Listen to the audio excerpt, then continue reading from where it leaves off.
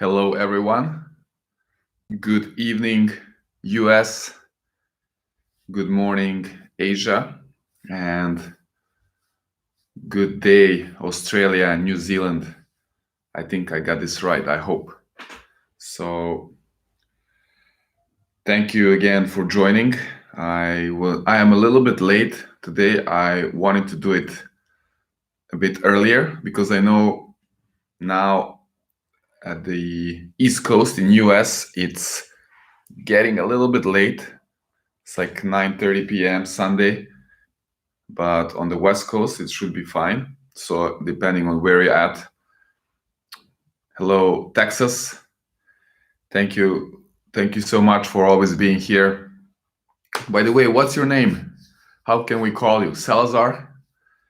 And maybe you saw the title. I would like to talk about Novak Djokovic today, but also today it's a little bit more open. So you're welcome to drop any comments and questions. I'm happy to help you with that answer.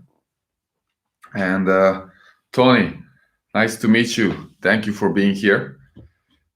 So I would like to touch also a bit the match from yesterday between Djokovic and Tsitsipas. Actually, it was not yesterday, sorry, it was on the Saturday. And I watched the whole match from the first until the last point. So I would also like to talk about that, and definitely the Novak's streak so far. I think this year it's been 18 matches. He won every singles match he played in this year, and also a couple more from the last year. So in total, I think it's like 21 or 22 straight matches now. And he's looking to break his record. I think it's from 2011. Like in the same year, from the beginning, the streak was 43 matches, I believe so. And then Roger beat him at Roland Garros, I think, in the semifinals or something like this. So I would like to see, what do you think about the match between Novak and Stefanos in Dubai?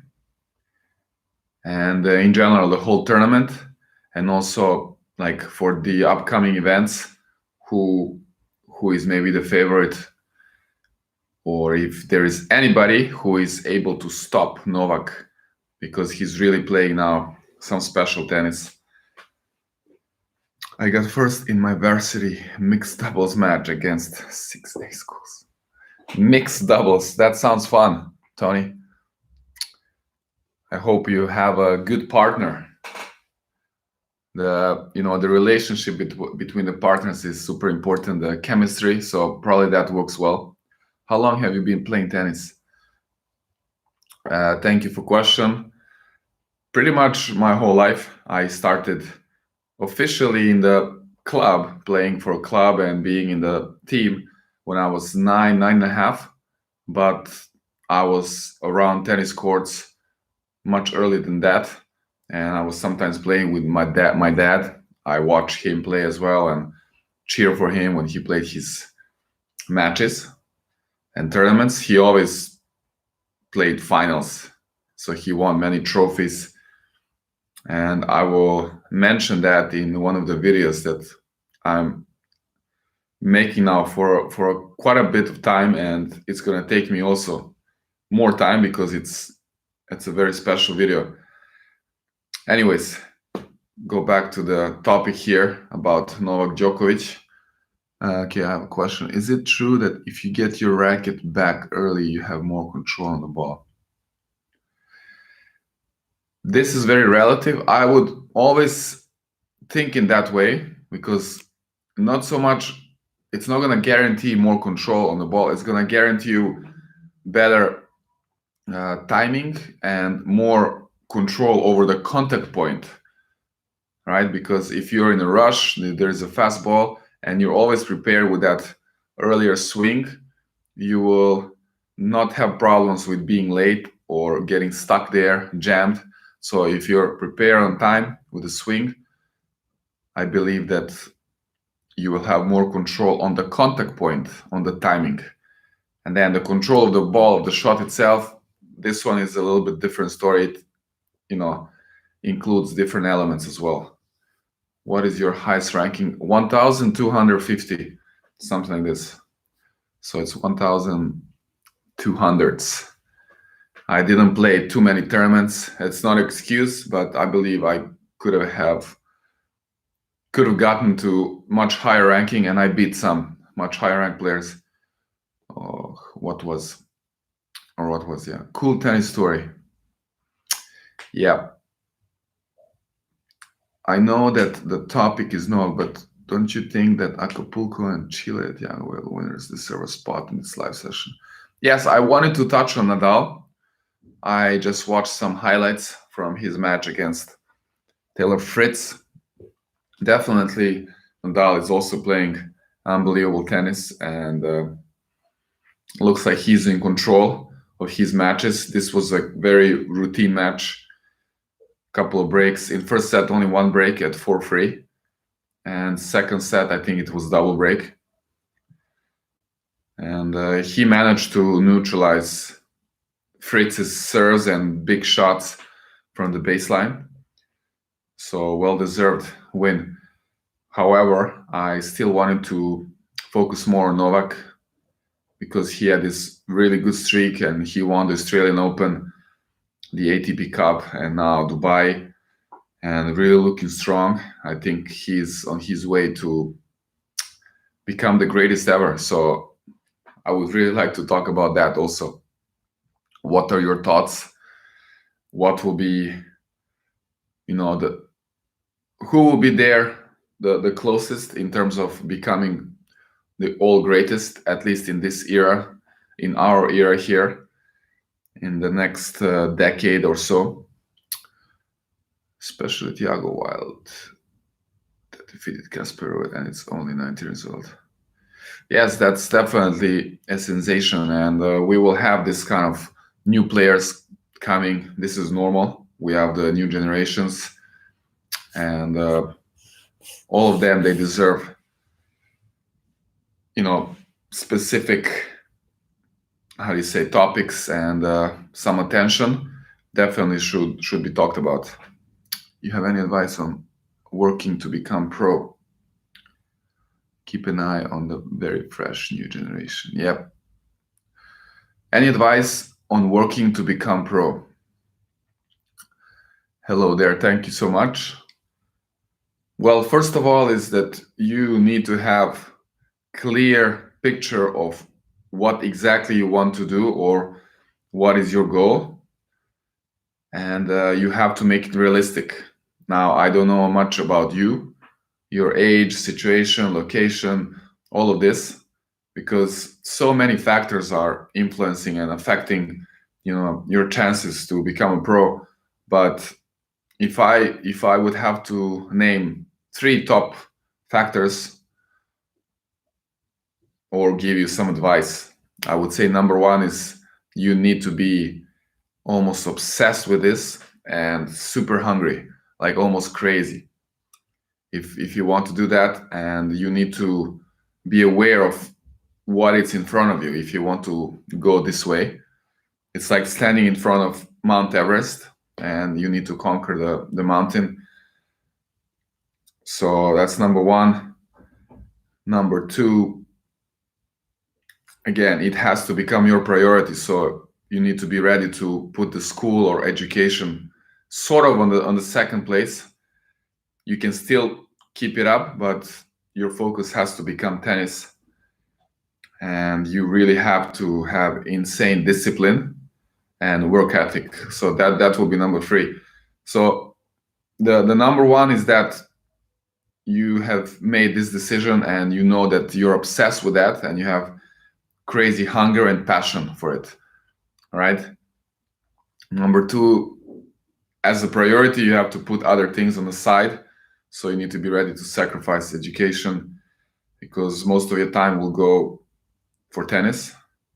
And yeah, the number 3, as I mentioned, you have to be aware of all these things, and you are hungry, and there should be no distractions for you, nothing to kind of take your focus away. So you have to be able to get that discipline right and have all the habits with the extreme work ethic. So something like this, to kind of put it in a couple of sentences about this question. How do you think Novak will do on clay in the tournament? Novak on clay courts, I think at this point it really doesn't matter so much the surface, and he has shown that in some previous years. When he's on the run, it doesn't really matter the surface until there is, French Open, where it's best of 5. This is where things get a bit more interesting. But I would say on any surface, like in best of 3, when Novak is at his best and he's on the run, he has his confidence there, I think it doesn't really matter the surface. He is able now to adjust his game, and he can play close to his best anywhere. Of course, hard courts are still his ultimate best, but he's a champion and he can play on all surfaces now. Do you have any advice on playing against players who are better than you? Yeah, that's a great question, because that happens a lot, and it's kind of like a challenge, when you play against somebody who is high ranked. I think number one is that you have to believe that you can win in this match. So you have to accept that you're good enough and you have the confidence. And then, of course, you need to find a way. If you're familiar with their game, you can prepare in advance a certain tactics or something that you can try in a match, or more options. If one thing is not working, you can try the other one. But definitely you have to find a way how to break their game. If they are more solid from the baseline, if they have more experience, of course it's going to be tough, but you can convince yourself that you can do it. And you can also do some like visualization. So you can almost convince yourself that it's actually possible to happen. So once you imagine in details how you're playing and how you're winning some points, then it can become a reality. That's a very interesting concept. And yes, I want to play every day and train and work until I basically pass out. Wow, that's great. So you have the passion, you have the will. That's great. And then, as I said, you need to sacrifice some other things, and you need to be ready to do it over and over again, and never quit, because there's going to be a lot of moments where you feel like this is not worth it, sacrificing everything else. It's extremely tough.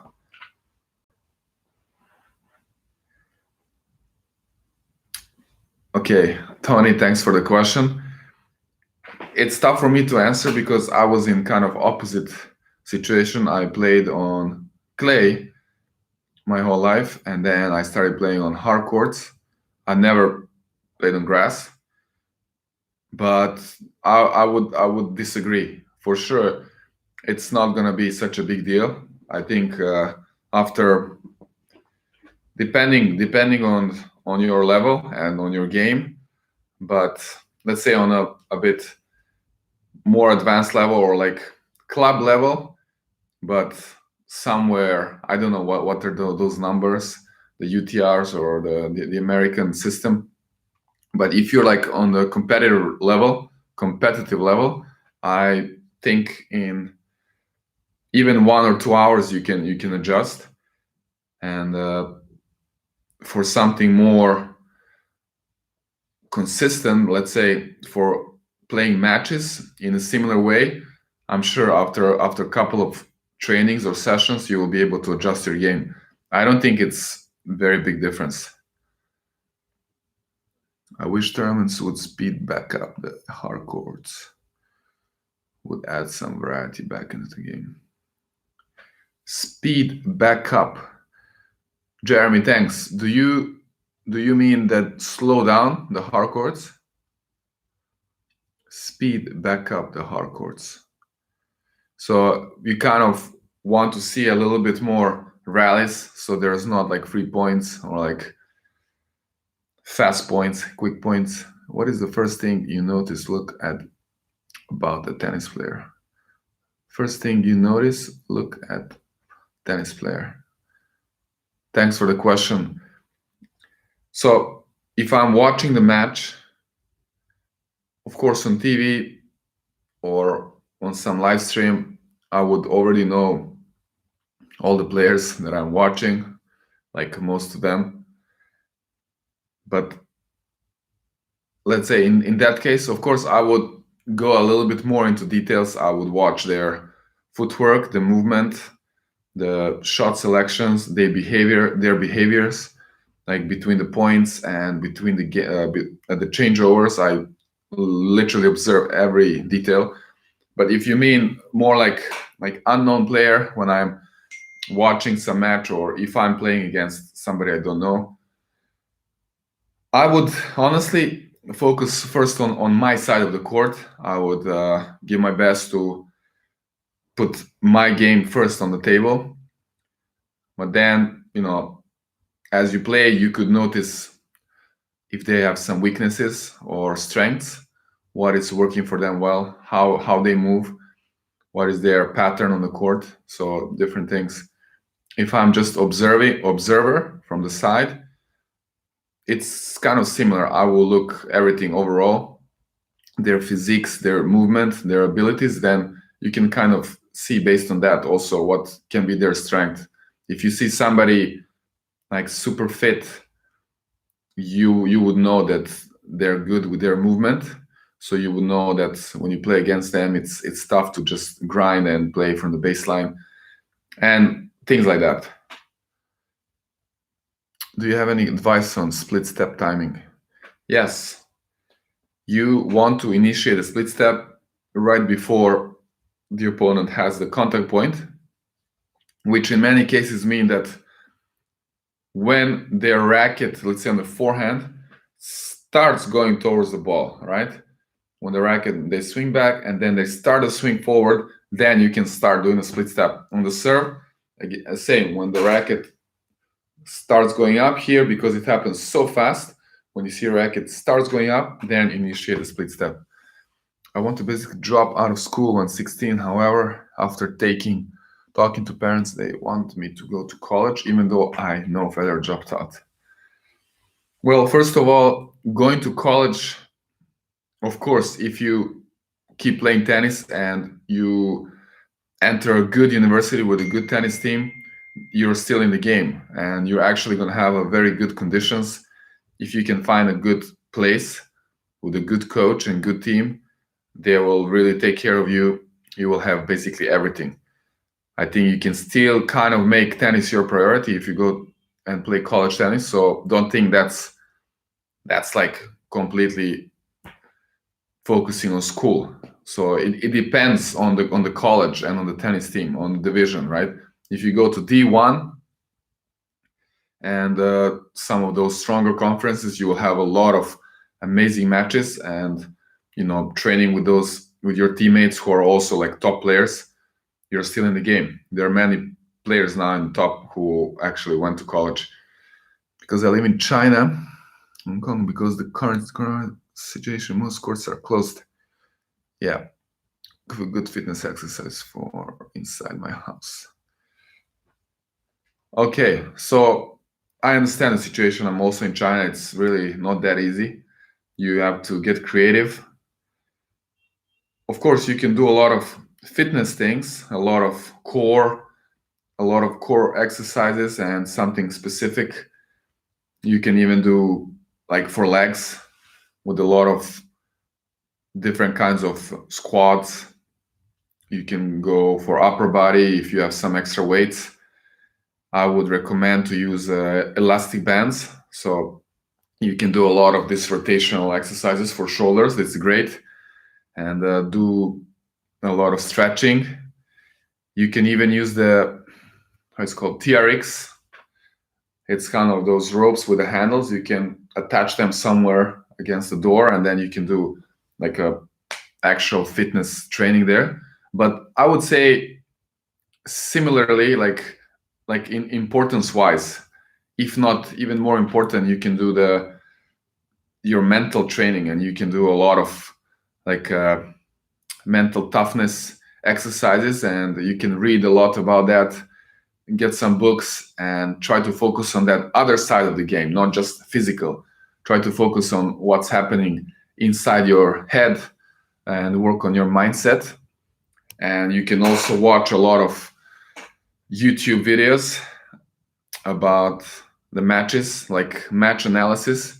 I'm sure you can find on different channels, but you can also type in specific players and just watch some highlights, or even like full matches. Grab a paper and a pen, write some notes, literally try to analyze the match by yourself. I think you can take so much from that. Maybe even more than just going for a hit, on the court, which is just like mechanics. And I believe that if you actually do this analysis by yourself, you can really start learning and getting the sense of the game. So you watch Djokovic and Nadal and Federer and even the other guys. Most of them, when you watch them, you can learn so much, literally from every point. You can look the movement pattern, the shot selections, in which situation they go for which shot, and their behavior, and all this together. So you can write it down, maybe even make some sketches and chords, and then where and when you played certain shots. So this is more tactical, but again, you can work on the mental game. You can do a research for the mental toughness. What are the simple exercises you can do? There are many. So I would focus on that. If you really cannot play tennis physically, you can still do it mentally. So that's amazing. You got to use every opportunity, every chance, and kind of turn it into your advantage. So if you think this is a bad situation, it's going to be a bad situation. But if you think this is great now, chance for me to work on my mindset and my mental game, then you can come out from everything like as a winner, right? When you come back on court and you have this all figure it out already, and you just have to execute on the court. Hope that helps.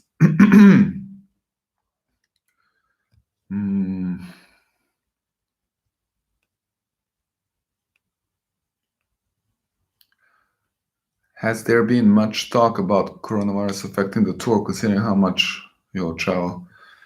Good question. This is something definitely that the ATP tour and the board, they have talked about, I'm sure. I don't know any details about it, but I was also thinking about that because I watch these tournaments now, and I heard the news that virus is kind of spreading out. So, outside of China and many other countries are affected. So I hope it's going to be under control soon, because now in China, everything is getting more stable. The virus is under control, and actually today we're going to have some first official trainings at the clubs, and many people starting to work officially. So in China is getting better, but now the problem is outside of China. I hope that everybody will be okay and they will find a way to control it. Surface plays slow because they mix extra sand in. Okay, so I understand you want the surface to get a bit slower. In the Agassi era, hard courts, the speed of the ball was much faster.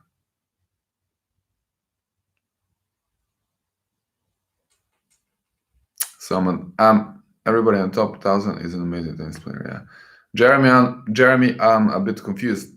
So basically, you you want the hard surface to actually be faster, like you said, because in Agassi era it was faster. So you think nowadays it's slower, so you want the courts again to be faster. What are the biggest differences between high-level tennis player and a pro player like Djokovic? Yeah, the biggest difference,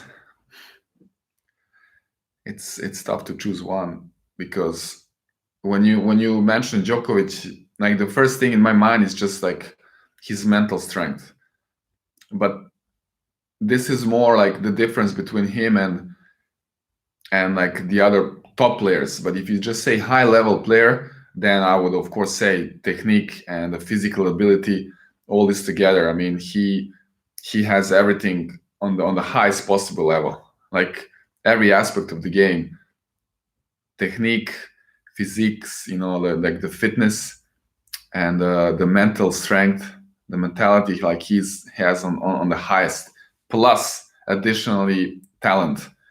The way he can play that drop shot backhand, the hands he has, it's also talent. So he has it all. This is the only way you can become GOAT. The greatest of all time. Everybody in the top 1,000 is, yes, I agree, amazing player. What went through your head when you were training with Novak? That's a good question.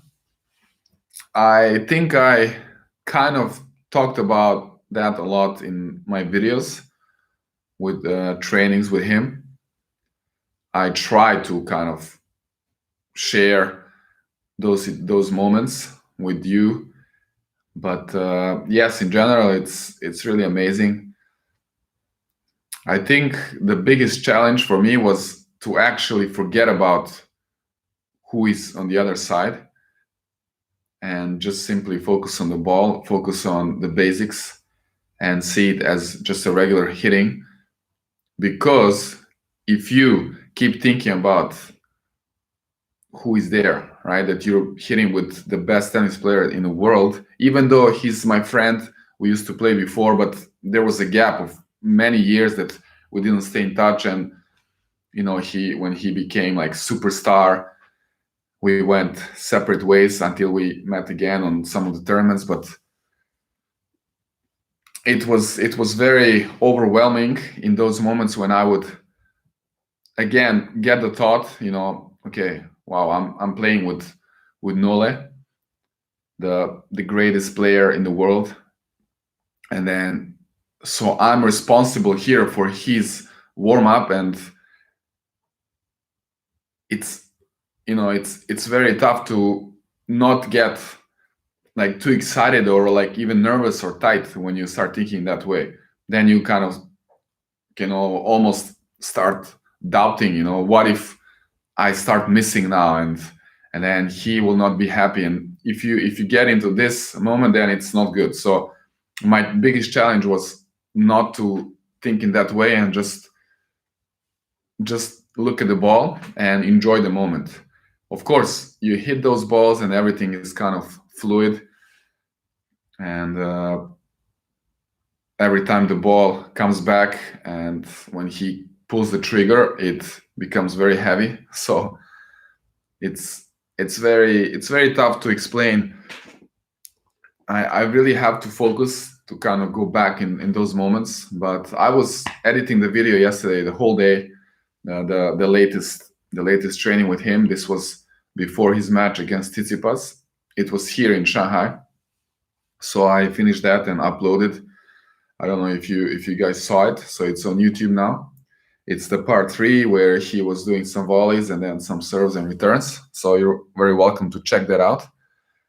But yeah, it's very special. It's a special feeling to be there on the court, especially when you're on the stadium court. We also played on that court outside, and that's different. It's also very interesting. There's many people around, and then you can feel that energy. And that was the first training. And most of the other trainings were at the stadium court, when the stadium is not full, because this is just training and it's like 1 or 2 hours before the first official match. But Yeah, it's great. It's exciting, and you try not to think too much, and you stay in the moment, enjoy it. On my team, I'm number 2, and number 1 player is cocky. When we play matches against each other, it goes back and forth, such as wins. How do I deal with someone who thinks he's better than everyone? Well, Tony, I would say you don't need to worry about what the other person is thinking, right? You just focus on yourself. And I usually don't like to talk. I let the people do what they want or behave how they want. And you show by doing, right? If you're better or if you can beat somebody like that, then you just do it. I would not talk too much, and you just focus on your own things. On if you're playing against each other, then you focus on your side, and you see him just as some regular opponent, and you do your things, right? You see where is his weakness. But of course, I would always first start from your side of the court. You try to play your game, and then see what you can adjust. Can you do training with Kei Nishikori?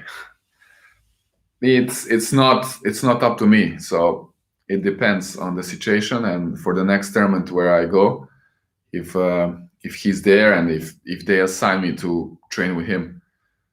Yes, I know UTR, Universal Tennis Rating. How do I get over my nerves before a formal match? During lessons, since I play loose and generally pretty well, but matches I'm really cautious. Yeah, this is normal. It's something that you overcome by playing more and more and not being afraid, not being too careful and worrying that you're gonna make mistakes or lose. So I would say number 1, don't be afraid of losing. It's completely normal. Accept it, accept the mistakes, and think of it more as matches are fun. You're not doing the same thing, always playing like cross courts or like trainings. The matches should be fun. You go out there and play how you feel.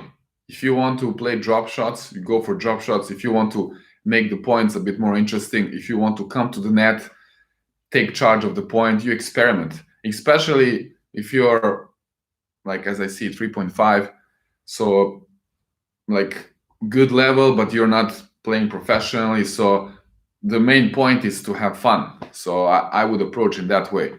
You're not there to kind of get scared, tight, and feeling uncomfortable. You're there to, of course, do sport. It's a great social thing, right? You meet a lot of people, so you're having fun with friends, and you can compete. You enjoy in competing. So I think that's the point. I want hard courts to be faster. I see. But Jeremy, if the hard courts are even faster, there's not going to be much play. It's going to be like 1 or 2 shots. I would actually like to see opposite. I would like to see the tennis kind of slows down a bit, so there's a more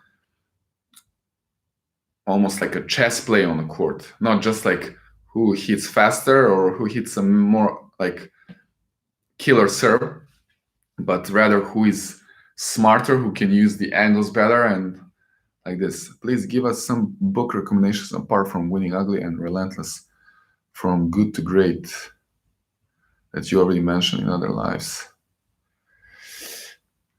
Okay, I read Open by Agassi. I think it's great, even though this is not the book that he actually wrote himself, but he was having a person who helped him, and he was basically giving interviews for a long time, and they spent a long time together. So it is his book, and it's great insight into a reality, what's actually happening out there. Possibly Andre Agassi, it's a bit extreme, but I'm sure this kind of situations happen a lot in professional tennis. And if you want to achieve anything on this high level, you have to go through things like he did, and he explained everything and described in details in the book. I think it's unbelievable. Then you can kind of have eyes open when you realize that he's not considered one of the greatest returners ever by chance, right? He got this title because he hit, maybe you can correct me if I'm wrong, but I think the numbers were 2,500 shots each day, like from the machine, like a ball machine. And his dad made this machine like look like it can fire the balls from some height, so it's like resembles the serves. And this number is because his goal was to hit around 1 million balls or like returns per year. I think that's the math, like 2,500 times 365 should be close to 1 million. So this is like really extreme, but it's not like he's super talented and he's gifted and that's it. He's just like born as the best returner. Okay, now we have Novak Djokovic, but this story is, shows that what's behind, and then all the struggles he had and how he hated schools and even tennis at some point, like he really didn't enjoy. That's also like not really representative, but I think it's a great book. And then let's see. Okay, now I'm reading some different things, like a bit more for like business, like small businesses starting. But I'm sure you're asking this in terms of tennis. I didn't read the Noli's book, Serve to Win. I had it in my hands. I checked it, and I saw it's mostly about diet. At least it looked like there's a lot of like recipes there and suggestions for diet, which I'm sure it's great. I'm sure it is gonna help a lot. So you can check that one out. I think Roger also has some book. I didn't check that yet. But yeah, I think that's most of these top guys. If they have some books out, you should definitely read it. Apart from that, I just remember here. Okay, yeah. So it doesn't necessarily have to be a book from a tennis player or about tennis. It can be sport in general, because it can, if it covers the mental aspect, right? So here I have the book I got from my great friend when I was in US, Andy White. If he's here, maybe watching. It's a very small chance though, but maybe he will watch this. I want to say hi, Andy, in this occasion, and thank you so much for the book. It's a very special one, and it's called The Mental Game of Baseball. So it's not related to tennis, right? But the principles behind can be applied to any sport, and it's genius. So you can also use books from other sports and other athletes or people who have been in touch with with athletes, or they were playing themselves, any sport, because the mental game can be very similar and you can learn so much from that.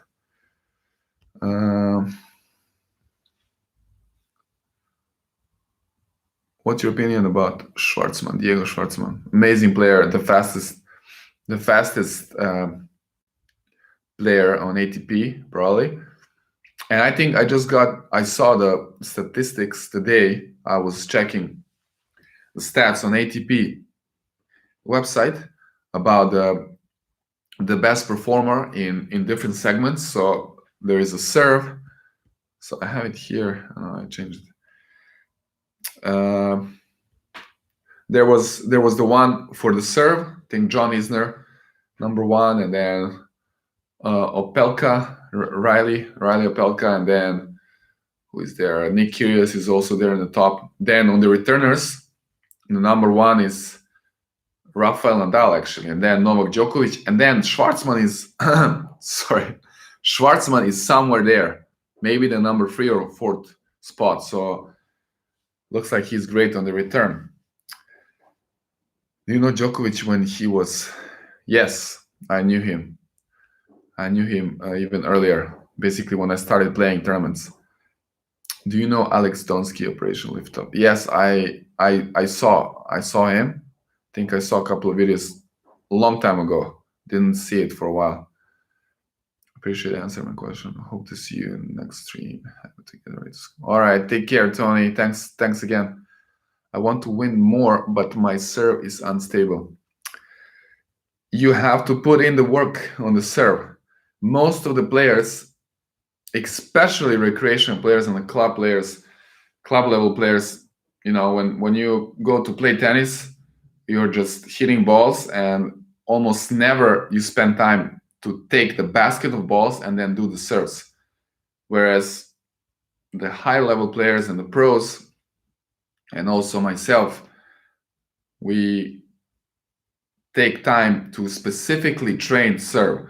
So I can have a tennis training for 1.5 hours, 2 hours, but then separately I would take 1 hour and do my serves.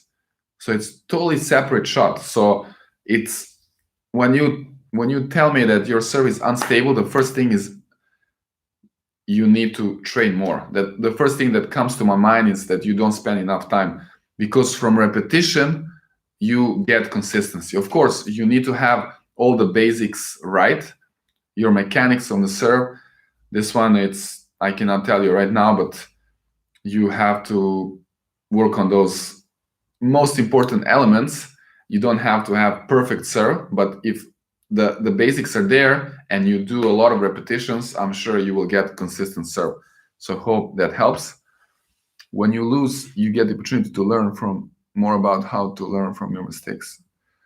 Yeah. How old are you? I just turned 34 a couple of days ago. Wow, that sounds almost unreal. First time I said it, 34.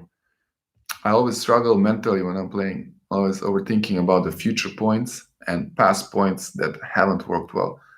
Any tips to keep focus on the present point? Ferdinando, yeah, that's a great question. And it's, you know, when I read a question, it's easy to kind of tell you, yeah, you just forget about what happened or what's coming and focus on the present. Whereas I know it's very tough to actually apply it and to work to work when you're on court. Because let's say if tomorrow I have a match, and with all these experiences and the knowledge, and after I read the question, I would also think, okay, I'm there, and it's, let's say I lost the first set, I had a set point, and then second set, maybe I'm a break point down. It's very tough not to think about these things. Okay, I had a chance there, and now it's, if I lose this, I'm a breakdown, right? But there is one thing that you can always do, and this is something not even related to match. And this is what you see on the court a lot. When you watch the pros, they have all these routines and rituals. I think this is the key. You need to figure out something for yourself that you can do always, no matter what's the situation. And then you just need to focus on that. Don't focus, okay, what you're actually doing. I'm there playing a match. No. Okay, now my task is to go get a towel. When I get a towel, I'm gonna, you know, swipe my face, and then I'm gonna check my strings on the racket. So you're literally doing like a robot, like mechanics. You want to distract your mind. Don't allow your mind to go different ways.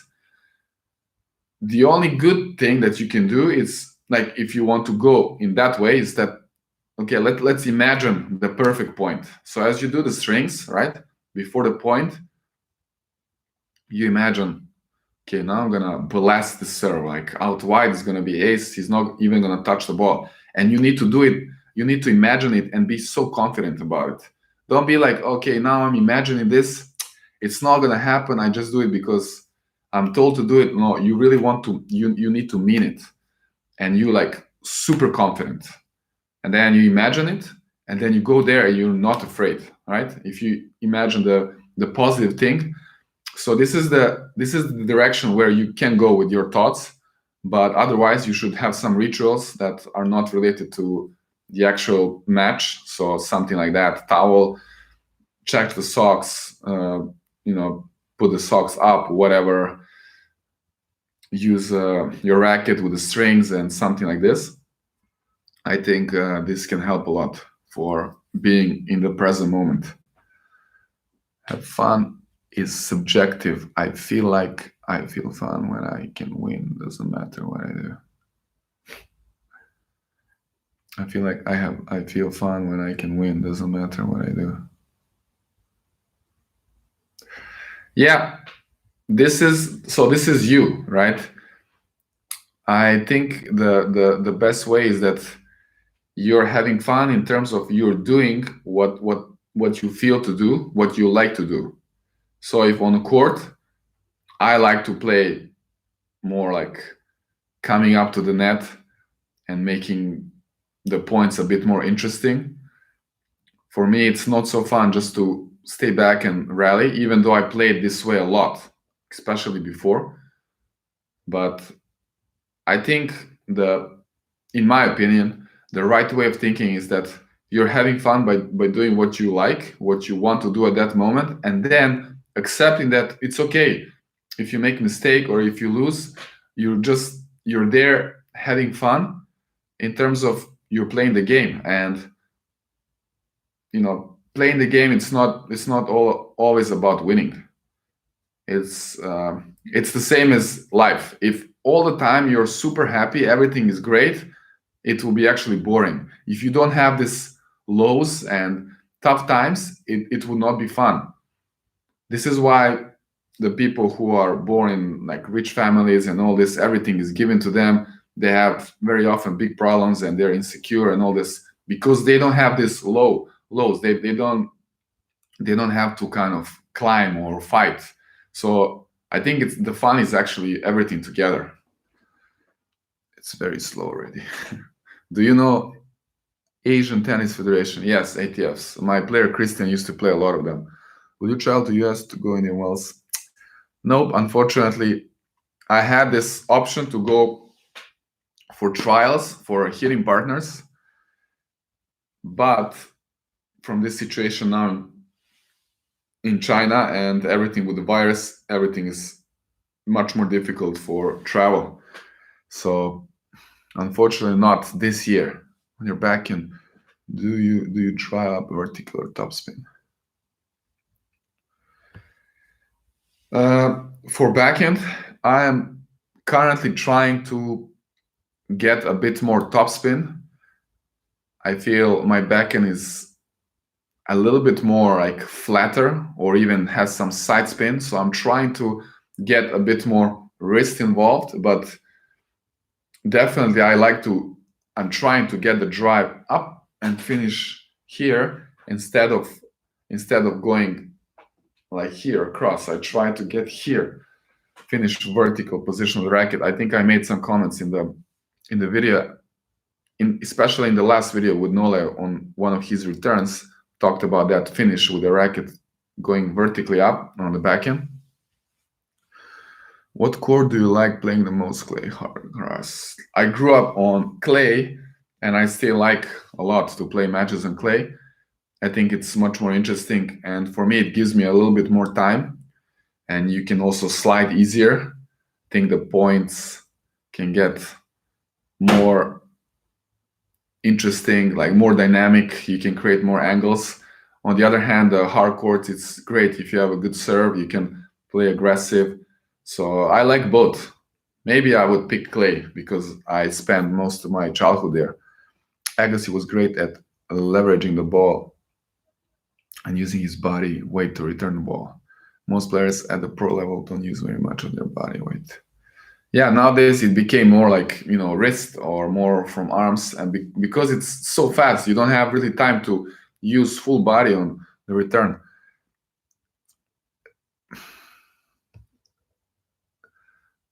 Andrew Agassi's dad made the net a lot higher. Wow, that's interesting. Maybe he also mentioned that in the book. What gets you more power? 6 pounds of your arm hitting into the ball with your weight. Body weight in the ball. Think of it that way. Yeah, that's true. Of course, it's always much better if you can use the whole body, and that unit turn, this is where that's the main drive of every shot. Who do you think will win Indian Wells? I think Noli is the big favorite for every tournament now.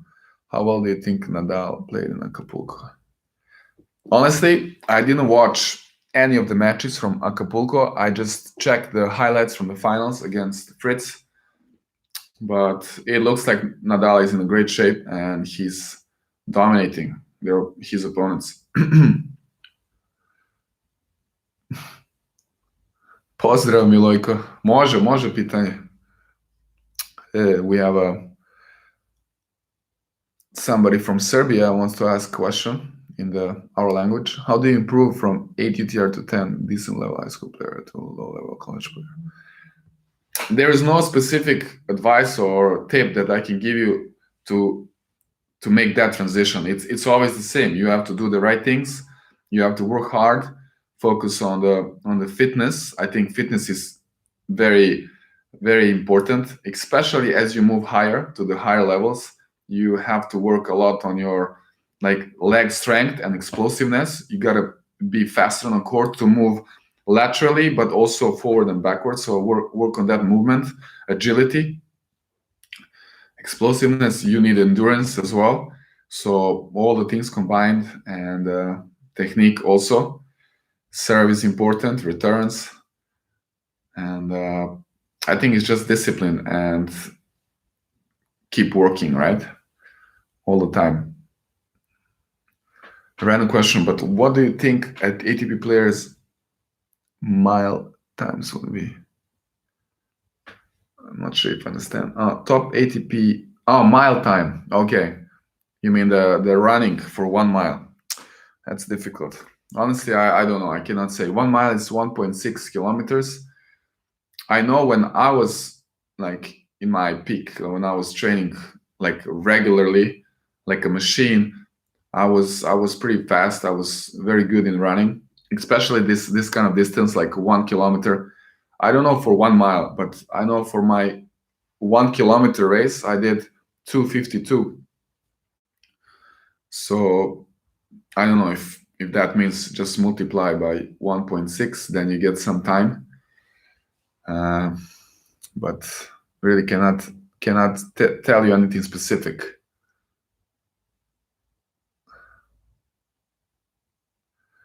Good to see you live, Jonathan. What forehand grip do you use? Jonathan, on the forehand, I use, that will be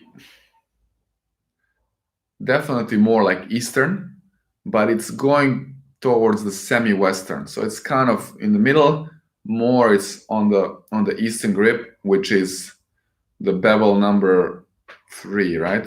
Top, side, and bevel number 3. It's the knuckle, this one. So yeah, I hope that helps.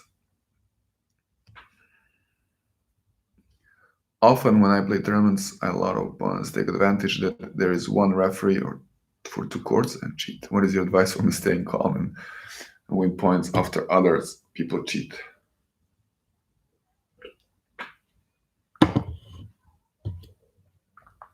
By the way, it's my morning juice today. Not the nicest color, but it has celery, carrot, and pear. I would expect to get a little bit more orange color from carrot, but it looks like I didn't put enough carrot, but it tastes good.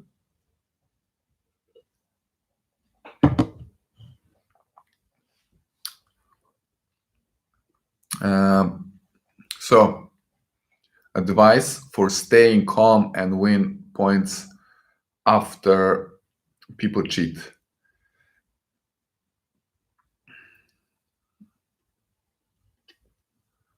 One second.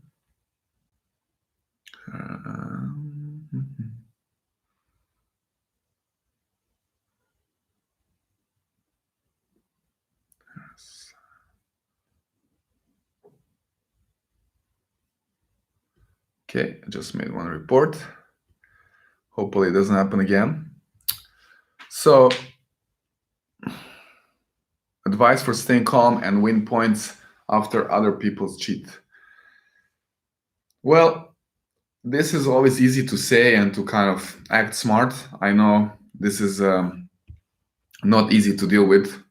I think it can trigger literally anyone, including the top players, except they cannot face this situation because they have all these referees and the challenge, the Hawkeye system. But again, I would just say try to focus on yourself and show them by playing better than them, not worrying about their calls. I don't believe that 1 or 2 calls should change the outcome of the match. So if you're better, you should win anyways. But again, if I would give you like advice that maybe like some coaches would recommend, is that if they really make an obvious bad call, that immediately next time when it's a situation, you kind of return them with a bad call so that doesn't happen again. But I wouldn't recommend that.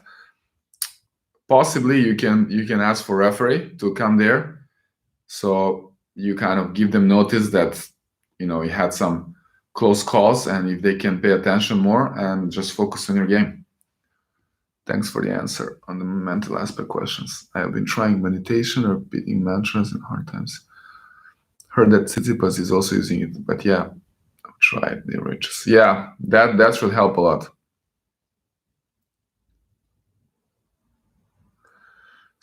Okay, so I have this question in Serbian, guys, so just bear with me for like 1 minute. In Serbian. Sportski radni rekao mi je 110 dana ostalo.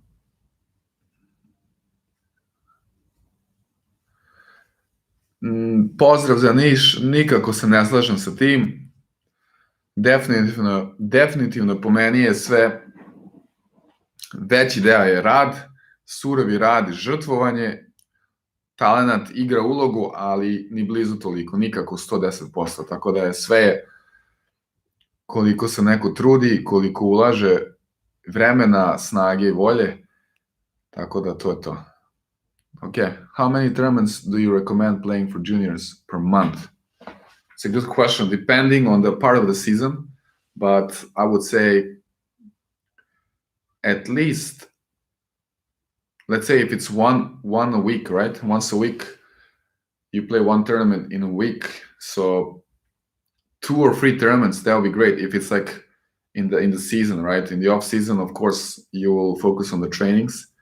But the more you play, the better. 2 or 3 at least. Some months you might play even 4 tournaments in a month if you just play week after week. But definitely you need to take some time off then between the sets of tournaments.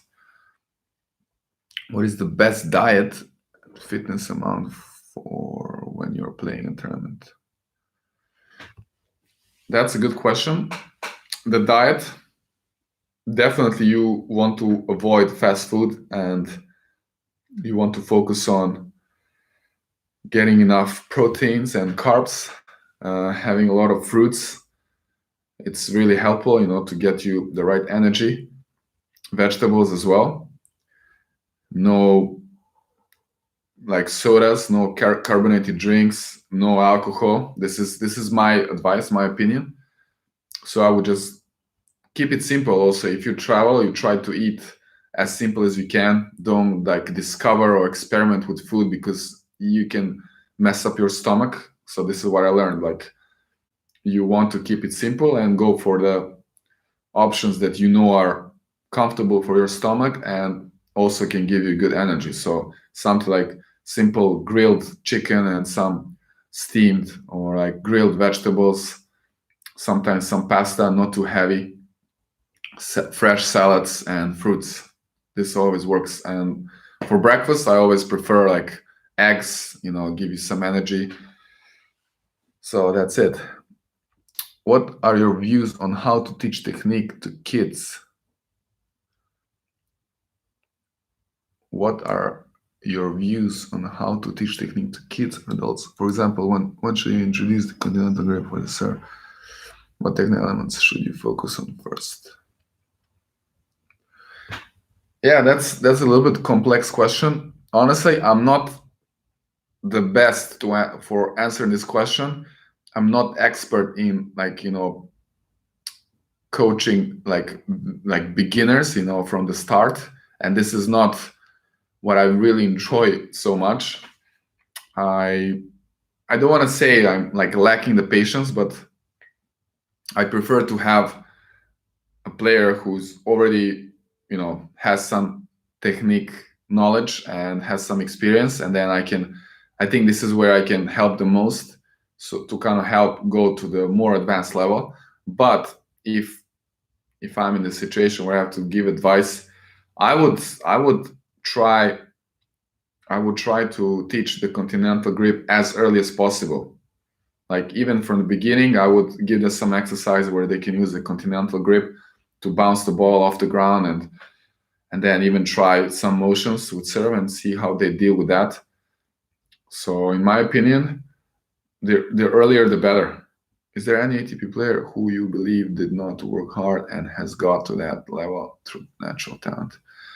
Well, the first names that come to mind is definitely Nick Kyrgios, and there are some other super talented guys that you would think that they almost never train, including Roger. You kind of imagine that Roger is just like, okay, let's go for a hit, like 1 hour, and like he's just born and gifted. But honestly, I don't believe so. I think even Nick Kyrgios is like training super hard. It's just something that you don't see.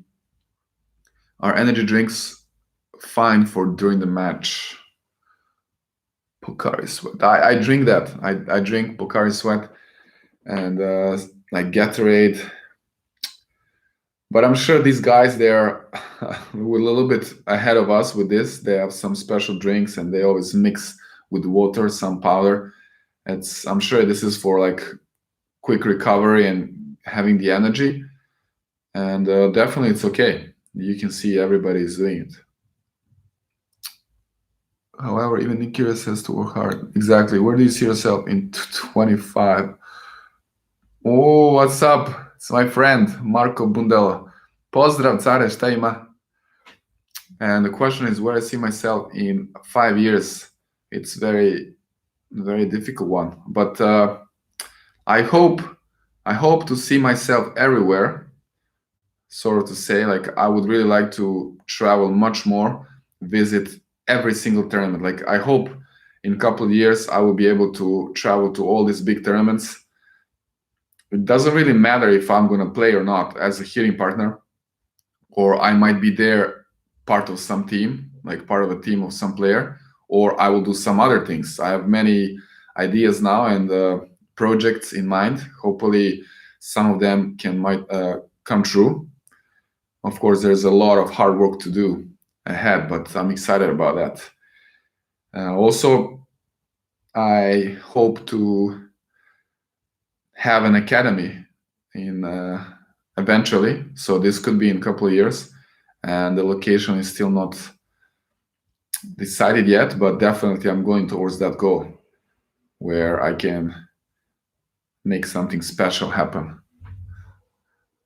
What's happening with you, Marco? How is everything? Pencil, look up top tennis training. They posted video training with Fed. Okay. Fed's hit super hard. Electrolytes, right? Yeah. Could you give me some advice to play a better tennis? I am a beginner. Obviously, beginner. You can ask this question. It's very tough to just give you advice how to play better. But let me try to simplify how to play better. I would say this: most of the beginners, they are not familiar with what's actually happening on the court and how good you have to move. So I would say, instead of thinking about how you're hitting the ball, first you focus on your movement on the court, how you need to get to the ball, and make sure that you put much more effort than you think you should. So focus from the ground up, make sure you're getting to the ball, make sure you stay super active and dynamic with your feet, that you're not just there like chilling and having your feet glued to the ground. This is the most common thing I see with the amateur players in my club. I can see a lot of club level players, and it's just kind of frustrating for me when I see them and then they complain like, oh, I cannot play like this.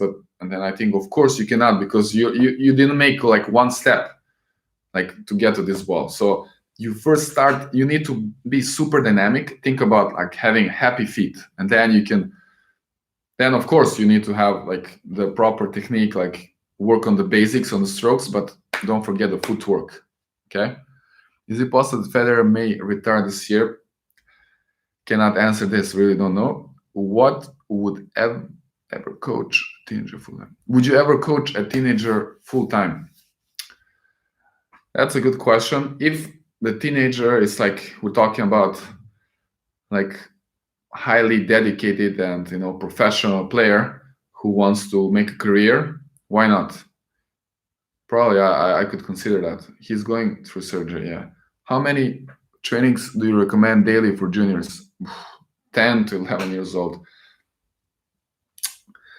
For Miloiko, the question. This is relative. Of course, the more time the kids spend on the court is better. They're gonna improve faster, but you want to make sure that it's always fun for them. So you're not forcing the juniors to play. You're not pushing them. Okay, go and play 1 more hour. If they want to play, you let them play. But if you're making a schedule, it's tough. It's tough to say for this age. And how many trains daily? I would still keep it at maybe one time, an hour and a half, and then some fitness, lighter and fun fitness, and then every other day you could possibly throw in another tennis session. But then I would go maybe twice of 1 hour. You don't want to like overload them with the trainings, but again, making sure it's fun. Sad najbolje za gledanje, možda se čuješ sa Markom Jagodićem, on je u Šenžanu i već duboko umrežan dovođenjem kineski u Srbiju na letnoj akademiji. Okay, sounds good. Yeah, I'm not thinking too much about this. Mostly focused. Više, da, nemam još konkretno tu viziju za gde bi bila akademija. Nisam u kontaktu sa njim.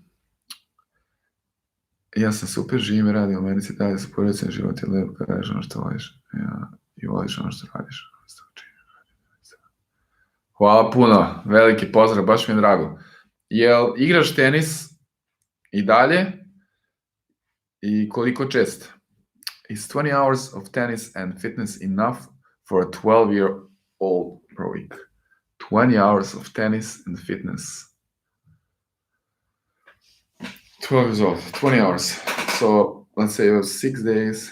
That's like 3. That should be enough for sure. So it's like more than 3.5 hours, almost 3.5 hours per day. I think should be enough. Sometimes I have trouble focusing on the point and staying in there mentally. Is there any tips you can give me?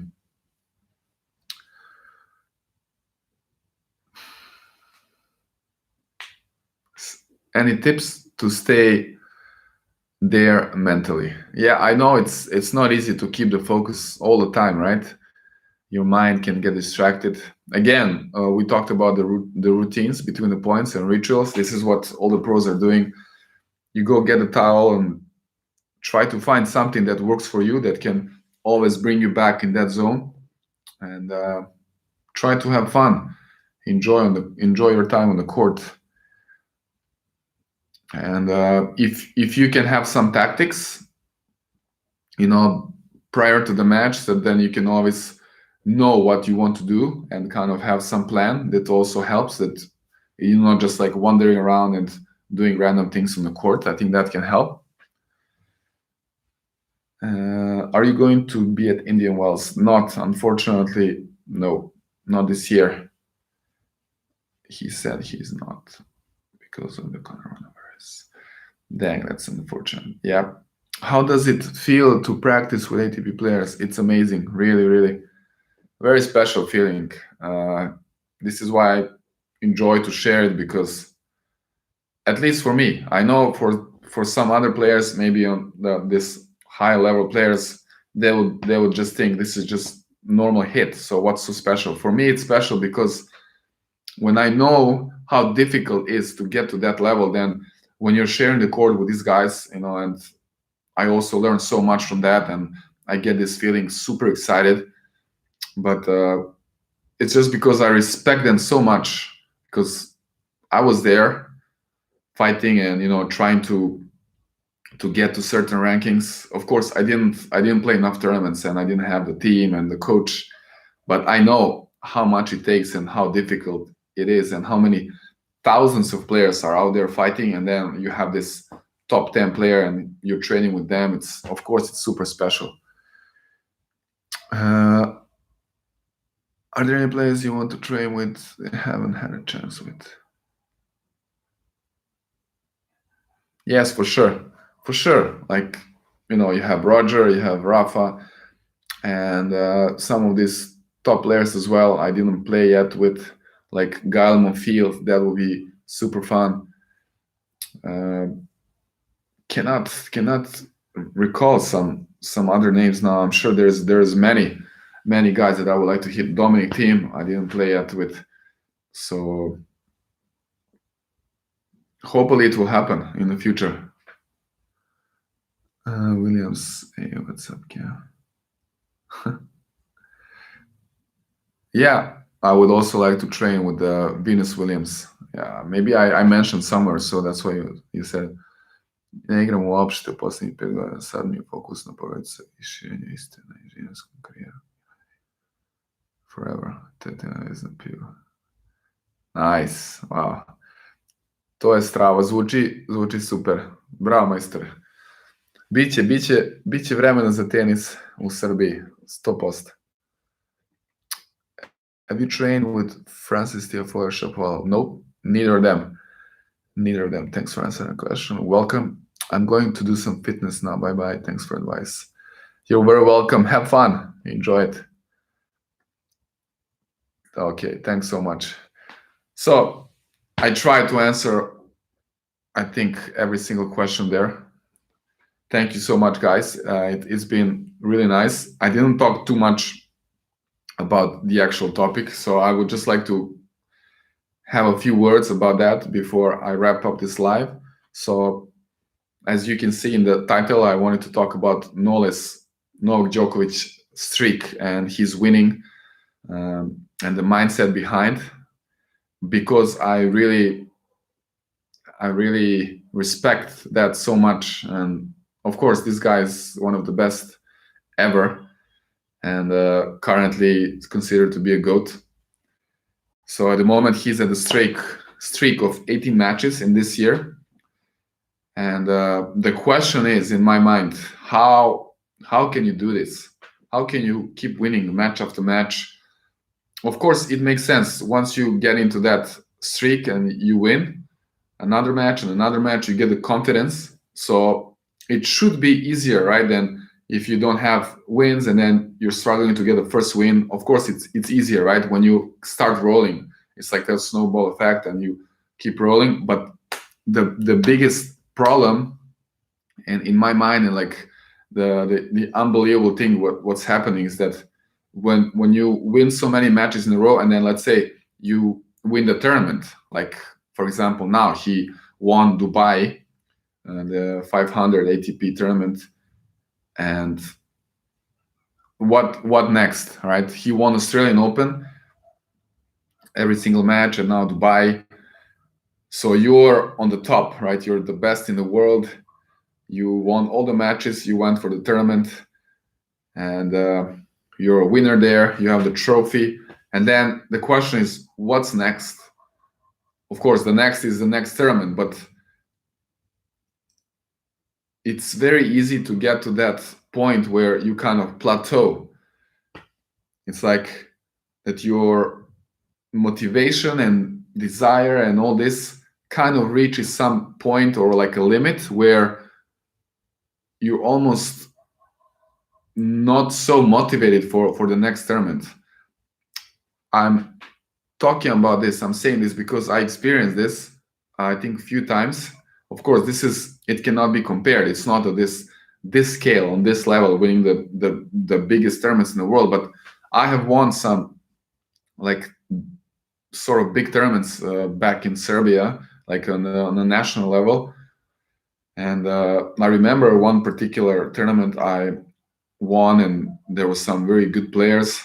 I beat a couple of my biggest rivals, and remember very specifically, very vividly, I won the finals. It was in my club, and I was there next to the court stretching, and I already had my trophy there, and I didn't feel, I cannot describe the feeling. I was not too excited, too happy. I was a little bit tired from everything, and I didn't know what's happening. I won the tournament. It was just the question, or like I just said, what's next? So no, or so what now? Okay, I played this tournament. I beat everybody there, and what now? Like what's the challenge now? So it's very tough to explain this. I don't know if you can follow me here, understand, but I'm sure that these guys they go through these moments where there is a better way to say it or describe this feeling. I'm sure they could do it better. It's like reaching that moment where you lose the motivation because you already achieved certainly success.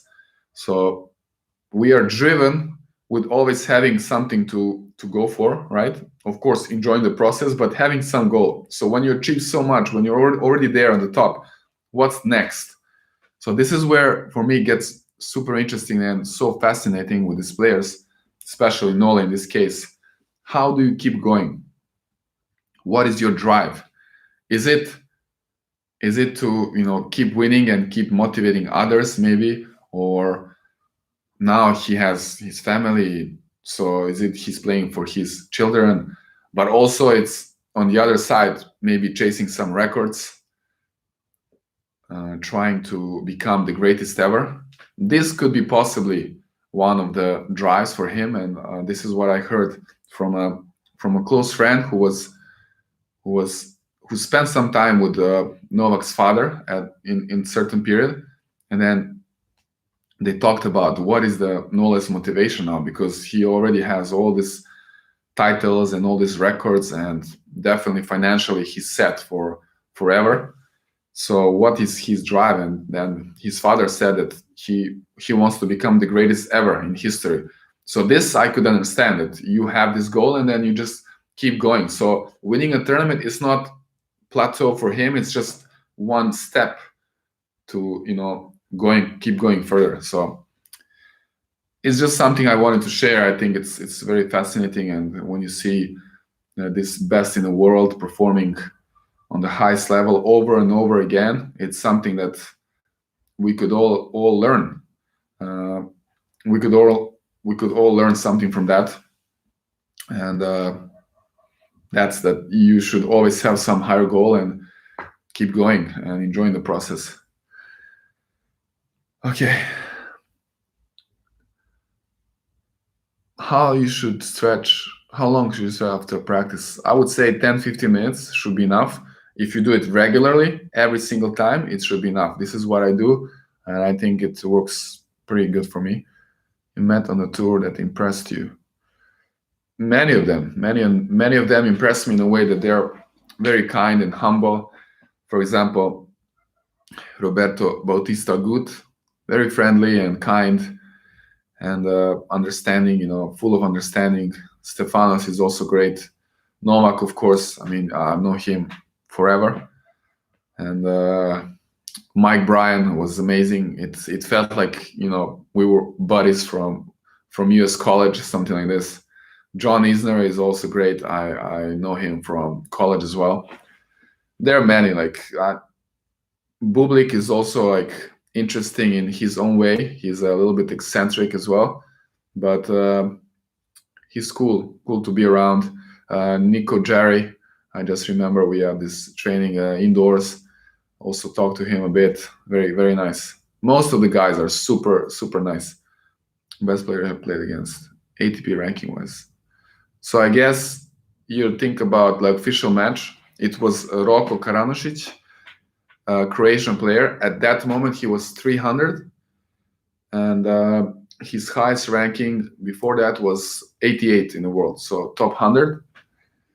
And I won that match. I won the first set, and then he lost it a bit. He broke his racket, and like he retired. So that was an interesting moment. Does Nikiris have the serve technique that will set the trend for the future? Lost toss, very fast arm for this guy. Thanks, Harry. That's a great question, and I think this is possible, and I think it's already happening. And we have many of these players now with a big serve. They have like a lower toss, and everything happens fast, and you cannot read the serve, and they're serving bombs. So that's a great way to put it.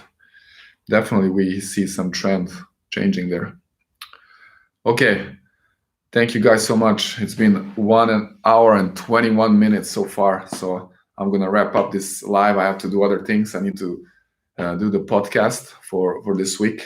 So thank you again so much, everyone, for joining, for all your comments, for the huge support and all the feedback. Really appreciate it. Thank you so much.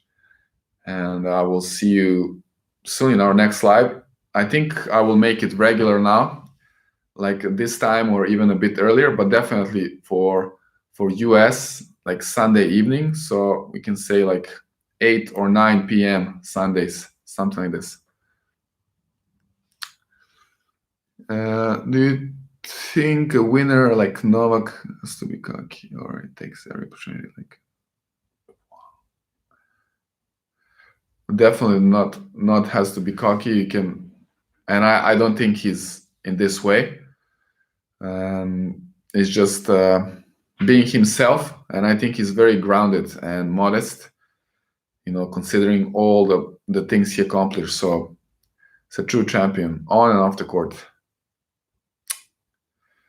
All right, that's it. Thanks again so much. I really have to go.